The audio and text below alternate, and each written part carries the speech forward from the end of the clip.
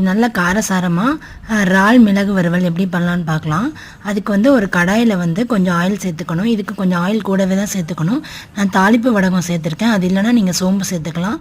இது கூட ஒரு வரமிளகாய், கொஞ்சம் கருவேப்பிலை சேர்த்து நல்லா பொரிஞ்சதும் ஒரு கைப்பிடி வெங்காயம் சேர்த்து அது பொன்னிறமானதும் அது கூட கொஞ்சம் மஞ்சத்தூள், உப்பு, இஞ்சி பூண்டு பேஸ்ட்டு சேர்ந்து நல்லா கலந்து விட்டுக்கணும்.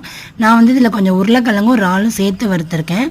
ஒரு உருளைக்கிழங்கு க்ளீன் பண்ணி வச்சுருக்க இறால் சேர்த்து நல்லா கலந்து விட்டுட்டு இதில் தண்ணி பிரிஞ்சு வரும். அந்த நேரத்தில் வந்து ஒரு 1.5 டேபிள் ஸ்பூன் மல்லித்தூள், 1/4 டீஸ்பூன் வந்து மிளகாத்தூள், 1 டீஸ்பூன் வந்து ஜீரகத்தூள், பெப்பர். இதுக்கு மெயினே வந்து ஜீரகத்தூளும் வந்து பெப்பரும் தான். இதுக்கு வந்து தண்ணி எதுவும் சேர்க்க வேணாம். தண்ணி சேர்க்காமவே நீங்கள் சிம்மிலே வச்சு வேக விட்டீங்கனாலே சூப்பராக வெந்து வந்துடும். போட்டு வெந்தாலுமே நடுவில் வந்து ஓப்பன் பண்ணிட்டு லைட்டாக கலந்து விட்டு வேக விடுங்க. ஃபைனலாக வந்து கொஞ்சோண்டு கருவேப்பிலை சேர்த்து நல்லா கலந்து விட்டு இறக்குனீங்கன்னா சூப்பரான மிளகு வறுவல் வந்து ரெடி ஆகிடும். வந்துட்டு சூப்பரான ரெசிபிக்கு நம்ம சேனலையும் சப்ஸ்கிரைப் பண்ணி வச்சுருங்க. நாளைக்கு ஒரு வீடியோவில் பார்க்கலாம். பாய்.